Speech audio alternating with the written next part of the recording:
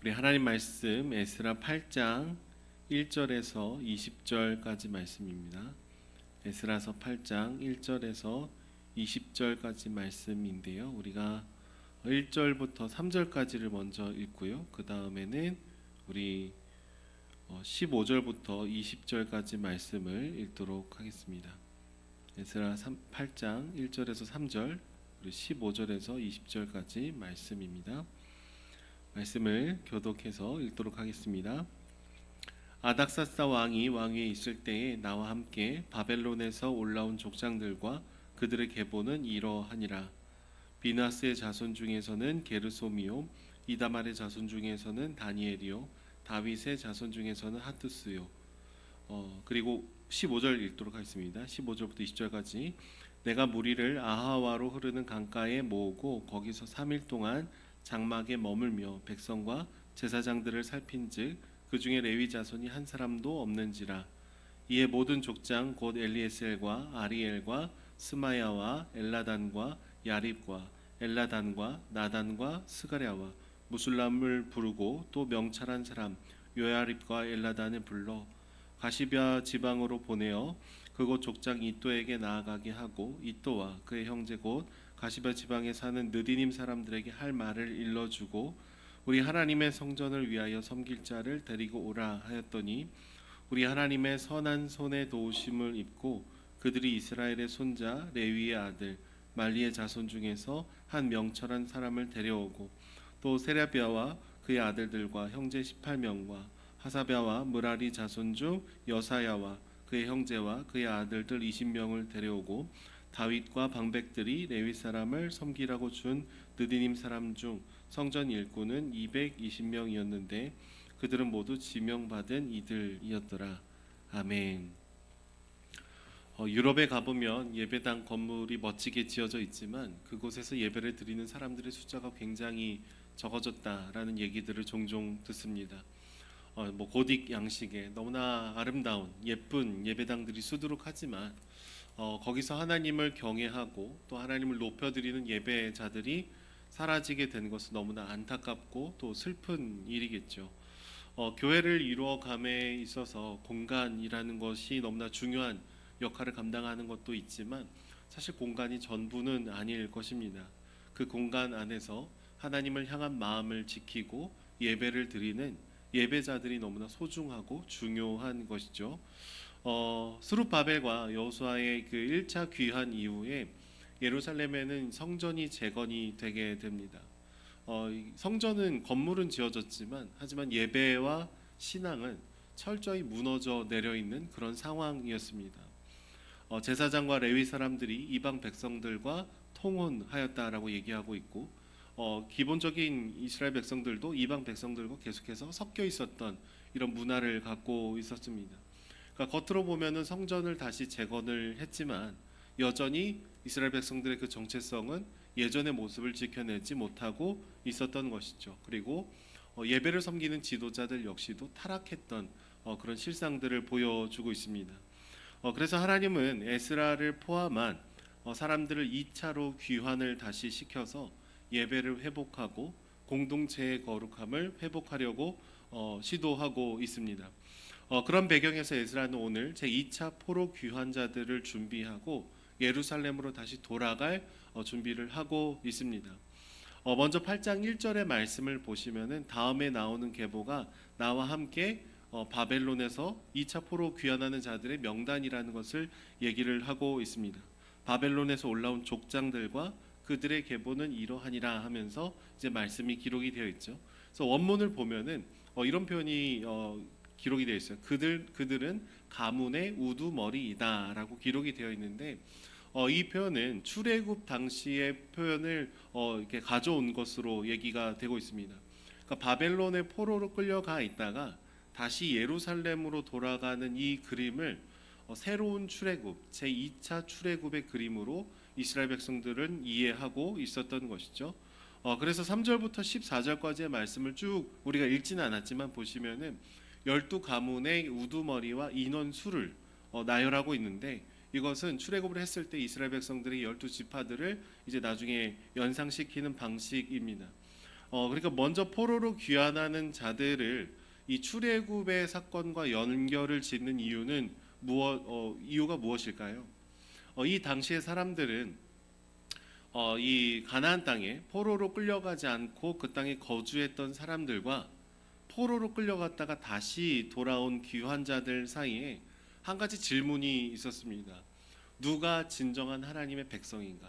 누가 진정한 이스라엘인가? 이런 논란이 있었습니다. 남아 있었던 사람들은 우리는 심판을 받지 않았고 지킴을 받은 존재들이다.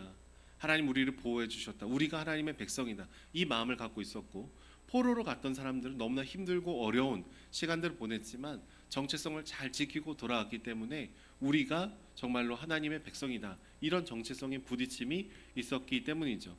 그런데 오늘 에스라서의 말씀은 이 포로에서 귀환한 사람들, 돌아온 사람들을 하나님의 백성으로 좀 더 정확하게 묘사를 하고 있는 겁니다.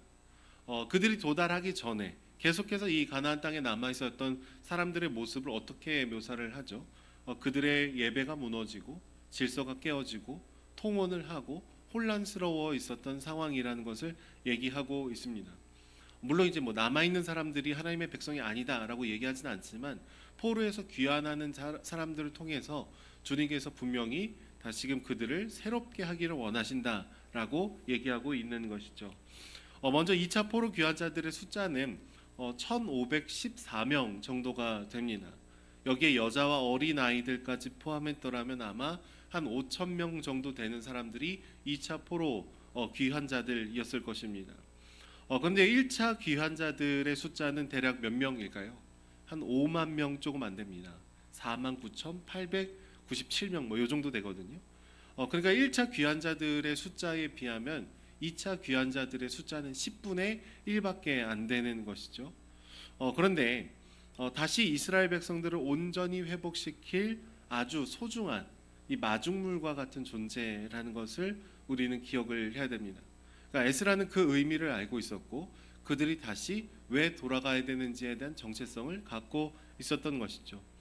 오늘 말씀 15절 이후의 말씀을 보시면은 아화와로 흐르는 이 강가에 모여서 귀환할 사람들을 이렇게 살펴보는 장면들이 나옵니다. 그런데 에스라가 깨달은 것 중에 하나는 이 1,500명 이 사람들이 있었지만 그 중에는 레위인이 한 명도 없다라는 사실을 발견하게 되었어요. 예배 공동체의 중심이 될 수 있는 사람들이 부재 중인 상황이 되어 있었던 것입니다. 그래서 그는 이또에게 사람을 보내서 함께 예배 공동체를 세워갈 레위인들을 모아올 것을 얘기를 하고 있습니다. 먼저 에스라는 자기 혼자서는 이 예배 공동체를 다 이루어갈 수 없다라는 것을 겸손하게 인정하고 있습니다. 내가 잘하면 돼. 내가 가서 다 할 수 있을 거야. 그 마음이 아니라 한 마음으로 하나님께 드리는 예배를 세워갈 레위인들 또 성전에서 섬기는 자들이 너무나 필요하다라는 것을 고백하고 있고 이것은 어떻게 보면 자신의 한계를 인정하는 겸손한 태도일 수 있는 것이죠. 그리고 아주 감사하게 사흘 만에 새 가문에서 레위인 39명과 220명의 성전 봉사자들이 모이게 됩니다. 에스라는 이렇게 너무나 중요한 레위인들과 성전 봉사자들이 모인 것에 대해서 18절의 말씀을 보시면은 하나님의 선한 손의 도움 때문이다라고 밝히고 있어요. 그러니까 전적으로 하나님께서 이 사람들을 모아주셨고 이 사람들의 마음을 움직여 주셨고 함께 이 마음을 세워갈 수 있도록 도와주셨다라는 것이죠. 그러니까 내가 딱 봤더니 상황을 정확하게 잘 파악했다, 도움을 적절히 잘 요청했다, 이게 아니라 하나님의 도우심의 손 아니고서는 설명할 수가 없다라는 것이죠. 그리고 내일 본문을 보시면 에스라는 금식을 하고 하나님의 도우심만을 의지하는 모습들을 보이게 됩니다. 예배를 세워가는 자로서의 이 정체성을 갖고 있는 자답게 철저히 하나님께 엎드리고 있고 주님만을 의지하는 모습을 보이고 있는 것이죠. 우리 드림동산교회가 개척을 하고 참으로 귀하고 감사한 것은 하나님께서 이 공동체를 또 예배를 섬길 귀한 리더십들을 함께 보내주셨다라는 것입니다. 지금 함께하는 우리 새벽 재단을 쌓는 동역자들을 보내주셨고 또 보이는 곳 보이지 않는 곳에서 이 예배를 세워가기 위한 중보기도 모임, 봉사자분들, 섬김이 분들을 함께 불러주셨어요. 그리고 사실 각 부서의 예배를 맡아줄 이제 교역자 한 분 한 분들을 이렇게 공고를 따로 냈던 것도 아닌데 때를 따라 돕는 손길로 보내주셔서 다음 세대 예배를 섬길 수 있게 됐습니다. 그러니까 새롭게 세워지는 공동체가 더 하나님 마음, 하나님 중심의 마음을 지키고 공동체가 성장해 가기 위해서는 주님을 예배하기로 선택하고 결단하는 예배자들의 모여 있음이 너무나 필요한 것이죠. 에스라의 오늘 고백처럼 하나님의 선하신 손의 도움 없이는 우리가 아무것도 할 수 없었다라는 고백, 그리고 우리는 철저히 거룩하고 정결함을 사모하는 그런 공동체가 되기를 날마다 소망해야 되는 것이죠. 무엇보다 서로가 서로에게 너무나 필요한 존재임을 고백하며 크고 화려하고 너무나 멋진 그런 공동체를 꿈꾸기보다 하나님 한 분만을 경외하고 그분만을 높이는 공동체를 꿈꾸는 우리가 되기를 소망합니다. 또 예배 공동체를 세워가는 과정 외에도 하나님은 분명히 우리 한 사람 한 사람의 삶 속에서도 이미 선한 손으로 우리를 붙들고 계시고 인도하고 계시고 우리 자녀들을 그렇게 붙드시는 줄로 믿습니다. 우리의 힘과 우리의 능력을 먼저 의지하는 것이 아니라 먼저 다시금 예배의 중심을 회복하려고 했던 이 에스라의 모습을 보면서 우리 사랑하는 자녀들 마음 가운데에도 하나님, 우리 아이들의 마음에 또 나의 마음에 당신만이 높아지는 그 아름다운 질서가 회복될 수 있게 해달라고 함께 기도하고 나아갈 때 다시금 아름다운 하나님이 주시는 풍성한 은혜가 흘러갈 줄로 믿습니다. 그렇게 주님을 높이고 주님만을 사랑하는 저와 여러분들이 되기를 소망합니다. 기도하겠습니다. 사랑해 주님 감사합니다. 너무나 힘들고 어려운 상황 속에서 다시금 또 다른 귀한 자들을 보내주시며 무너져 있었던 예배를 친히 세워가시는 주님을 바라봅니다. 하나님 1년 전에 우리 드림동산교회를 이곳에 불러주시고 귀한 믿음의 동역자들과 함께 교회를 이루어갈 수 있는 은혜 주시니 주님 감사합니다. 우리가 끊임없이 주님 한 분만을 높이고 하나님 중심의 마음을 드리며 걸어가는 저희들 될 수 있도록 날마다 함께하여 주시옵소서. 또 우리 한 사람 한 사람의 인생 가운데 주님 늘 찾아와 주셔서 주님이 우리 삶의 중심이 되실 때 가장 선하고 아름다운 복을 누리며 걸어갈 수 있도록 주님 우리와 동행하여 주시옵소서. 감사드리며 예수님의 이름으로 기도드립니다. 아멘.